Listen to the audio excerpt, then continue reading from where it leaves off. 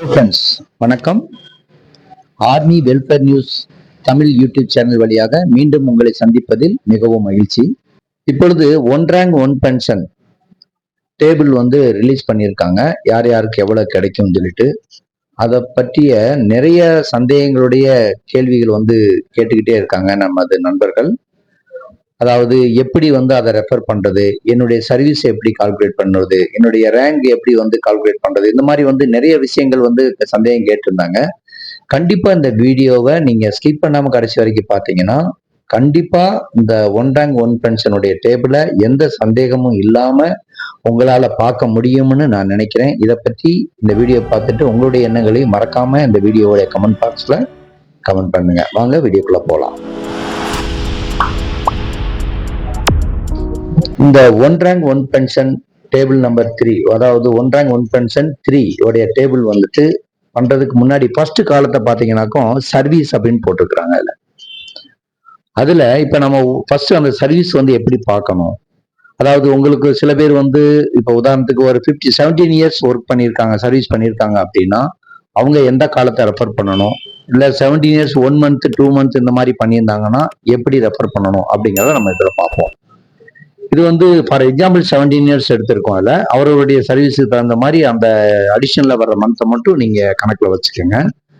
இப்போ எக்ஸாம்பிளுக்கு ஒரு நபர் 17 இயர்ஸ் அண்டு 3 மந்த்துக்கு குறைவா, அதாவது 17 இயர்ஸ் 1 மந்த் இல்லாட்டி 17 இயர்ஸ் 2 மந்த் அந்த மாதிரி சர்வீஸ் பண்ணியிருந்தாங்கன்னா அவங்க 17 இயர்ஸ் அப்படிங்கிற சர்வீஸ் அந்த காலத்தை ரெஃபர் எடுத்துக்கணும்.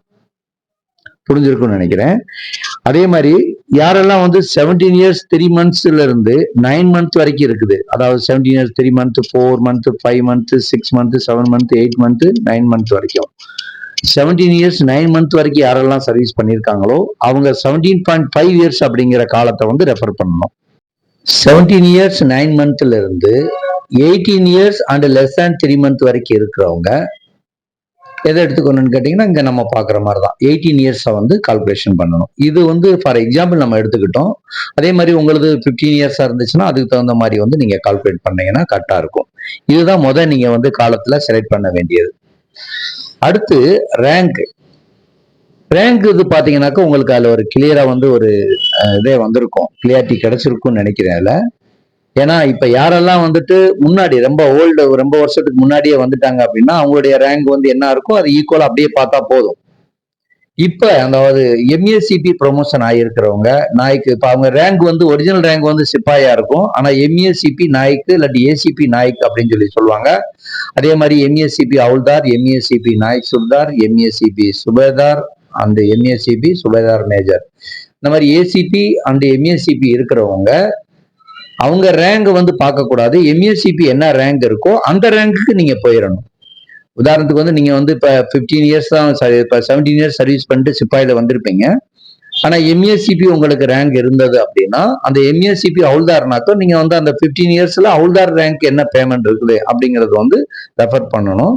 ஹானரி ரேங்க் என்னன்னு கேட்டீங்கன்னா தனியா காலமே இந்த டேபிள்ல கொடுத்துருக்கிறதுனால அதுலயே பார்த்தா போதும். சரிங்களா? இப்ப ரேங்கை பத்தி சர்வீஸ் எதை எடுக்கணும் அப்படிங்கிற பத்தி சொன்னோம். இப்ப ரேங்க் இல்லை.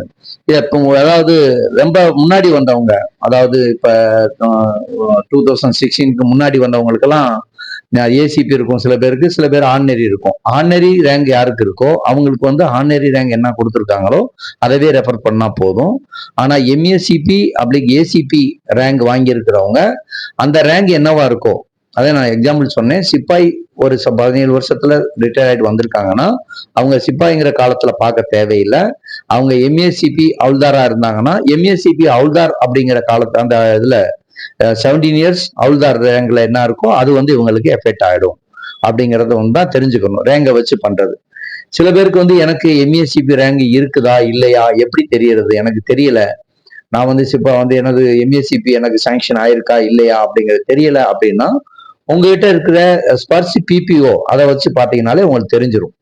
யாரெல்லாம் லெவல் 3 இருக்காங்களோ அவங்க எல்லாம் சிப்பாய் ரேங்க்ல இருக்காங்கன்னு அர்த்தம். அது எம்ஏசிபி, அதாவது பேமெண்ட் வைஸ் உங்களுக்கு பென்ஷன் எந்த ரேங்க் அடிப்படையில கிடைக்குது அப்படிங்கிறத ரெஃபர் பண்றதுக்கு உங்ககிட்ட இருக்கிற பிபிஓவை ரெஃபர் பண்ணணும். யாருக்கு அந்த இதுல லெவல் 03ன்னு போட்டிருக்குதோ அப்படின்னா அவங்களுக்கு சிப்பாயோட பேமெண்ட் கிடைச்சிருக்கு அப்படின்னு அர்த்தம் இல்லை. கிடைக்கணும் இல்லாட்டி கிடைச்சிருக்குன்னு அர்த்தம் இல்லை. அதே மாதிரி L04 அப்படின்னா நாய்க்கோடைய ரேங்க் இருக்கு. L05 ஹவுல்தாருடைய பே லெவல் அது. அதே மாதிரி நாயக் சுபேதார் அவங்களுக்கு வந்துட்டு லெவல் 06, சுபேதார் அவங்களுக்கு வந்துட்டு லெவல் 07, சுபேதார் மேஜர் அவங்களுக்கு வந்துட்டு லெவல் 08, ஆர்டினரி லெப்டினன்ட் அவங்களுக்கு வந்து பாத்தீங்கன்னா லெவல் 10 அப்படி இருக்கும். ஆர்டினரி கேப்டனுக்கு 10B அப்படின்னு வந்து அப்டேட் பண்ணியிருக்கும். நீங்க ஸ்பர்சி பிபிஓ எடுத்து பாத்தீங்கன்னா தெரியும். இப்ப ஸ்பர்சி பிபிஓ நீங்க பார்த்துட்டு அப்படின்னா உங்களுக்கு 10B வந்திருக்குதுன்னா உங்க ரேங்க் என்னன்னு தெரிஞ்சுக்கலாம்.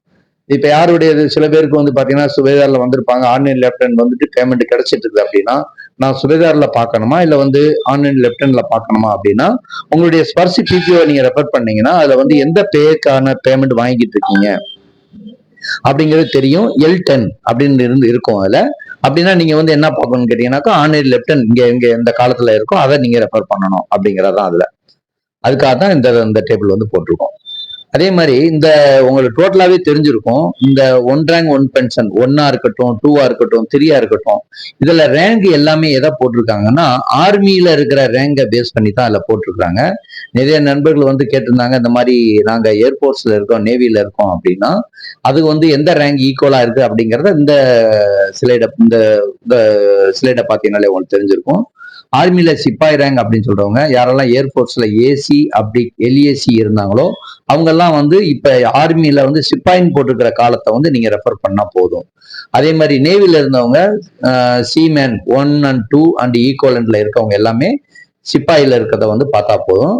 அதே மாதிரி நாய்க்கு அப்படி L10 அப்படின்னு சொல்லி இங்க போட்டிருக்குது. அதுக்குள்ளன்னு நாய்க்கு அப்படின்னு போட்டிருக்கிற காலத்துல யாரெல்லாம் ஏர்போர்ட்ஸ்ல கார்பரல் ரேங்க்ல இருந்தாங்களோ, அதே மாதிரி நேவில லீடிங் சீமன் அண்ட் ஈக்குவலன்ட் ரேங்க்ல இருந்தாங்களோ இவங்க எல்லாம் ஆர்மியில நாய்க்கு ரேங்குக்கு ஈக்குவலான அந்த ரேங்க்ல இருக்காங்கன்னு அர்த்தம்.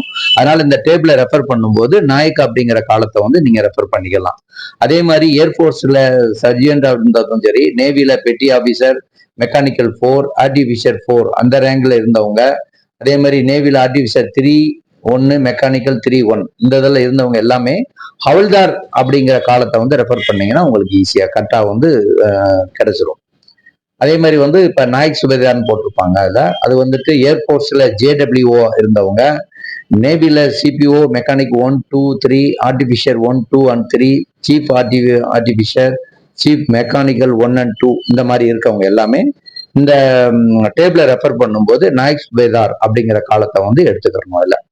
அதே மாதிரி ஏர்போர்ட்ஸ்ல WO, நேவில வந்து மாஸ்டர் சீஃப் பெட்டி ஆபீசர், மாஸ்டர் சீஃப் மெக் 2, மாஸ்டர் சீஃப் R2 இந்த ரேங்க் எல்லாமே வந்துட்டு சுபேதார் ரேங்க் ஈக்குவலான ரேங்க். அதனால நீங்க டேபிளை ரெஃபர் பண்ணும்போது சுபேதார் அப்படிங்கிற காலத்தை வந்து ரெஃபர் பண்ணணும். அதுல யாரெல்லாம் சுபேதார் மேஜர் அடுத்துன்னு ஒரு காலம் இருக்கும், அதுக்கு யாரெல்லாம் எலிஜிபிள்னா ஏர்போர்ட்ஸ்ல இருக்கிற MWO அப்படிங்கிறவங்களும், அதே மாதிரி நேவில மாஸ்டர் சீஃப் பெட்டி ஆபீசர் 1, மாஸ்டர் சீஃப் மெக் 1, மாஸ்டர் சீஃப் R1 இவங்க எல்லாம் என்னன்னு கேட்டீங்கன்னாக்கா இந்த மாதிரி சுபேதார் மேஜர் ரேங்க் அந்த காலத்தை வந்து ரெஃபர் பண்ணணும். அதே மாதிரி ஆர்டினரி ரேங்க் அப்படின்றது எதுல வந்து பார்க்கணும் அப்படின்னு, ஆர்டினரி ரேங்க் வாங்கியிருக்க ஜேசஸ் வந்து ஆர்டினரி ரேங்க்ல வந்து வந்திருக்காங்க அப்படின்னா யாரெல்லாம் WO இல்லாட்டி ஆர்டினரி பிளேயிங் ஆபீசர், நேவில வந்து MCPO 2 சுபேதார் லெப்டினன்ட் இந்த மாதிரி இருக்கவங்க எல்லாம் சுபேதார் அப்ளிக் ஆர்டினரி லெப்டினன்ட் அப்படிங்கிற காலத்தை வந்து நீங்க வந்து பார்த்துக்கலாம். ஈக்குவலான ரேங்க் இது. அதே மாதிரி ஏர்போர்ட்ஸ்ல MWO இல்லாட்டி ஆர்டினரி பிளேயிங் ஆபீசர், MCPO 1 சுபேதார் லெப்டினன்ட் இந்த மாதிரி இருக்க ரேங்கை வந்து சுபேதார் மேஜர் ஆர்டினரி லெப்டினன்ட்க்கு ஈக்குவலான ரேங்க் இருக்கு. இதுல அவங்க எந்த ரேங்க்ல இருந்து வந்தாங்க அப்படின்னு தெரியும். அதுல எனக்கு எப்படி பாக்குறேன்னா ஏர்போர்ட்ஸ்ல கொஞ்சம் உங்களுக்கு கொஞ்சம் கன்ஃபியூஷன் ஆயிருக்கும். அதுல இப்ப இந்த ஆர்டினரி பிளேயிங் ஆபீசர் இருக்கும், அதே மாதிரி இதுல ரெண்டுலயும் வந்து பாத்தீங்கன்னா அதாவது சுபேதார் ரேங்க்லயும் இருக்கு, சுபேதார் மேஜர் ஆர்டினரி லெப்டினன்ட்ல இருக்குது. யாரெல்லாம் சுபேதார் ரேங்க்ல இருந்து ரிட்டையர் ஆயிருக்காங்களோ அவங்க ஆர்டினரி லெப்டினன்ட் கிடைச்சிருந்ததுன்னா அவங்களுக்கு வந்து இந்த அதாவது சுபேதார் ஆர்டினரி லெப்டினன்ட் இருக்கும். சுபேதார் மேஜர் ரேங்க்ல வந்திருக்காங்க WO MWO இந்த மாதிரி இருக்கு இந்த ரேங்க். அதுல அதே மாதிரி சுபேதார் ஆர்டினரி கேப்டன் அந்த ரேங்க் ஈக்குவலா இருக்கிறது யாருன்னு கேட்டீங்கன்னாக்கா ஏர்போர்ட்ஸ்ல WO அப்ளிக் ordinary fitter and lieutenant போட்டிருக்கு. FIT கரெக்டா நமக்கு ஏர்போர்ட்ஸை பத்தி அதிகமா தெரியல, அதனாலதான். நேவில வந்து MCPO 2 ஆர்டினரி லெப்டினன்ட் அது வந்து சுபேதார் மேஜர் சுபேதார் ஆர்டினரி கேப்டனுக்கு ஈக்குவலான ரேங்க் அது. அதே மாதிரி சுபேதார் மேஜர் ஆர்டினரி கேப்டனுக்கு ஈக்குவலா இருக்கிறது வந்து பாத்தீங்கன்னா MWO அப்ளிக் ஆனரி ஃபைட் லெப்டினன்ட் அப்படின்னு போட்டிருக்கு. நேவில வந்து MCPO 1 ஆனரி லெப்டினன்ட். இந்த ரேங்கை வச்சுட்டு வந்து நீங்க அதாவது ஆர்மியை பேஸ் பண்ணி, ஆர்மியில இருக்க ரேங்கை பேஸ் பண்ணி தான் இந்த ஒன் ரேங்க் ஒன் பர்சன் உடைய டேபிள் வந்து ரிலீஸ் பண்ணியிருக்காங்க. ஸோ இதுல ஏர்ஃபோர்ஸ்ல நேவில இருக்கவங்க எந்த ரேங்கை வந்து ரெஃபர் பண்ணணும் அப்படிங்கிறது இதை பார்த்தா அவங்களுக்கு தெரிஞ்சிடும் அப்படின்னு நினைக்கிறேன் நான். அதுல அதே மாதிரி வந்துட்டு அடுத்தது பாத்தீங்கன்னாக்கா நான் எக்ஸ் குரூப்பா ஒய் குரூப்பா அப்படிங்கிற ஒரு சந்தேகம் இருக்கும். அதுக்கு வந்து இதை நீங்க பாத்தீங்கன்னா போதும். ஆர்மியில 1973க்கு முன்னாடி ஏ குரூப்ல இருந்தவங்களா இருந்தாலும் சரி, இல்ல 1173ல இருந்து 9/10/1997 வரைக்கும் ஏ குரூப்பா இருந்தாலும் சரி, 10/10/97ல இருந்து 31/12/2005 வரைக்கும் எக்ஸ் குரூப்பா வந்து மாறி இருந்துச்சு அப்படின்னு தெரியும். இது அவங்க எக்ஸ் குரூப்பா இருந்தாலும் சரி, அவங்க எல்லா ரேங்கும் என்ன மெர்ஜ் பண்ணியிருந்தாங்கன்னா 1 ஜனவரி 2006 ஆன்வர்ட்ஸ் வந்து எக்ஸ் குரூப் அப்படிங்கிற காலத்தை வந்து ரெஃபர் பண்ணணும் அப்படிங்கறதான். அதே மாதிரி அதுலயே வந்து பாத்தீங்கன்னா ப்ரீ 1973க்கு முன்னாடி இருக்கவங்க B2H வரைக்கும் குரூப்ல இருந்தவங்க பிளஸ் வந்து கன்னர் ஜிடியா இருந்தவங்களாம் சரி, அதுக்கடுத்து வந்து B2E குரூப் 73ல இருந்து 73ல இருந்து 97 வரைக்கும் B2E குரூப்ல இருந்தவங்களாம் சரி, அதே மாதிரி 97ல இருந்து 2005 வரைக்கும் YZ குரூப்ல இருந்தவங்களாம் சரி, அவங்க எல்லாமே வந்து என்ன ஆச்சுனாக்கா ஃபர்ஸ்ட் 2006 ஆன்வர்ட்ஸ் வந்துட்டு ஒய் குரூப்பா வந்து கன்வெர்ட் ஆயிட்டாங்க. அப்படின்னா நீங்க ரெஃபர் பண்ண வேண்டியது இப்ப இந்த இதுல வந்து எக்ஸ் குரூப் ஒய் குரூப் இந்த ஆர்மிக்கு வந்து கிளியரா இருக்கும்னு நினைக்கிறேன். அதே மாதிரிதான் அந்த மாதிரி டீடைல் கொடுத்துருக்கிறது. எப்ப இருந்து எக்ஸ் குரூப்பா மாறிச்சு ஒய் குரூப்பா மாறிச்சு அப்படிங்கிறது ஏர்ஃபோர்ஸுக்கும் நேவிக்கும் கொடுத்துருக்காரு. யாரெல்லாம் வந்து பாத்தீங்கன்னா ஏர்ஃபோர்ஸ்ல 1973ல ஃபர்ஸ்ட் கிரேடா இருந்தாங்க, இல்லாட்டி 97க்கு முன்னாடி வந்தவங்க ஃபர்ஸ்ட் கிரேடா இருக்காங்க, இல்லைன்னா 97ல இருந்து 2005 வரைக்கும் வந்தவங்க எக்ஸ் குரூப்பா இருக்கவங்க இன்னும் எக்ஸ் குரூப்லயே இருக்காங்க. அதாவது ஃபர்ஸ்ட் கிரேட் இருந்ததும் எக்ஸ் குரூப்பா இப்போ வந்து ரெஃபர் பண்ணணும். அதர் தான் இதெல்லாம் விட்டுட்டு மீதி எல்லாம் இருக்காங்களோ அவங்க எல்லாம் வந்து ஒய் குரூப் வந்து நீங்க ரெஃபர் பண்ணா கிளியரா இருக்கும்.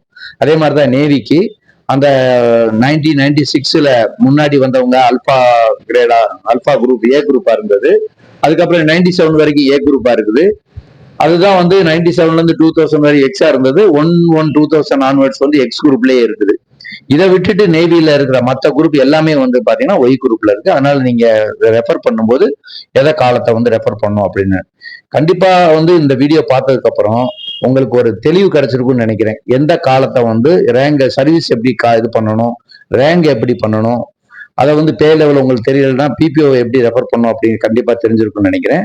கூடவே வந்து பாத்தீங்கன்னா எந்த டேபிளை ரெஃபர் பண்ணணும் அப்படின்னு கேட்டீங்கன்னா அதே ஜேசிஎஸ் ஓஆர்ஸ் இன்க்ளூடிங் ஆர்டினரி கமிஷன் ஆபீசர்ல வந்தவங்க எல்லாமே டேபிள் நம்பர் 7 வந்து ரெஃபர் பண்ணா போதும். யாரெல்லாம் எக்ஸ் குரூப்ல இருக்காங்க அப்படி இதுல வந்திருக்காங்க அப்படின்னா அவங்க எல்லாம் வந்துட்டு எக்ஸ் குரூப்ல இருக்கவங்க வந்துட்டு பாத்தீங்கன்னாக்கா டேபிள் நம்பர் 8 வந்து ரெஃபர் பண்ணா போதும். அதே மாதிரிதான் இது என்ஹான்ஸ்டு ஃபேமிலி பென்ஷன் வாங்குறவங்க இருந்தா டேபிள் நம்பர் 17 எடுக்கலாம். அதே மாதிரி எக்ஸ் குரூப்ல இருக்கவங்க ஃபேமிலி பென்ஷன் வாங்குறவங்களா இருந்தா டேபிள் நம்பர் 18 வந்து ரெஃபர் பண்ணலாம். நார்மல் ரேட்டு அதாவது ஆர்டினரி ஃபேமிலி பென்ஷன் அப்படின்னா அதாவது 60% அப்படிங்கறத நம்ம வந்து ஆர்டினரி ஃபேமிலி பென்ஷன் அப்படி சொல்லுவோம். என்ஹான்ஸ்டு அப்படின்னாக்கும் அவர் வாங்கின அதே பென்ஷன் ஃபுல் பென்ஷன் வந்து கொஞ்சம் அதாவது 7 இயர்ஸ் அது வரைக்கும் கொடுப்பாங்க. அதை தான் enhanced rate of ordinary family pension சொல்றோம். Normal rate of ordinary family pension அப்படிங்கிறது 60% ஆஃப் த சர்வீஸ் பென்ஷன். அதெல்லாம் யார் வாங்குறாங்களோ அவங்க வந்து என்னன்னு கேட்டீங்கன்னா அதாவது ஒய் குரூப்ல இருக்கவங்க எல்லாமே டேபிள் நம்பர் 27 ரெஃபர் பண்ணலாம். அதே மாதிரி வந்து யாரெல்லாம் எக்ஸ் குரூப்ல இருக்கிற ஆர்டினரி ஃபேமிலி பென்ஷன் வாங்குறவங்க 28. இது ரொம்ப சிம்பிள், உங்களுக்கு தெரிஞ்சிருக்கும். ஏன்னா 7, 8, 17, 18, 27, 28 இப்படிதான் அந்த டேபிள்ல வந்துட்டு இருக்குது. கண்டிப்பா இந்த வீடியோ இந்த இதை வந்து உங்களுக்கு ரொம்ப உபயோகமா இருக்கும்னு நினைக்கிறோம். இல்லைன்னு இந்த இதை கண்டிப்பா இதை தெரிஞ்சதுக்கு அப்புறம் உங்களால ரொம்பவும் சுலபமாவே வந்து 1 rank 1 pension table number 1 rank 1 pension 3 டேபிளை வந்து ரெஃபர் பண்ண முடியும்னு நினைக்கிறேன். இதை பத்தி உங்களுடைய கருத்துக்களை மறக்காம எங்களுக்கு தெரியப்படுத்துங்க. நன்றி, வணக்கம், ஜெய்ஹிந்த்.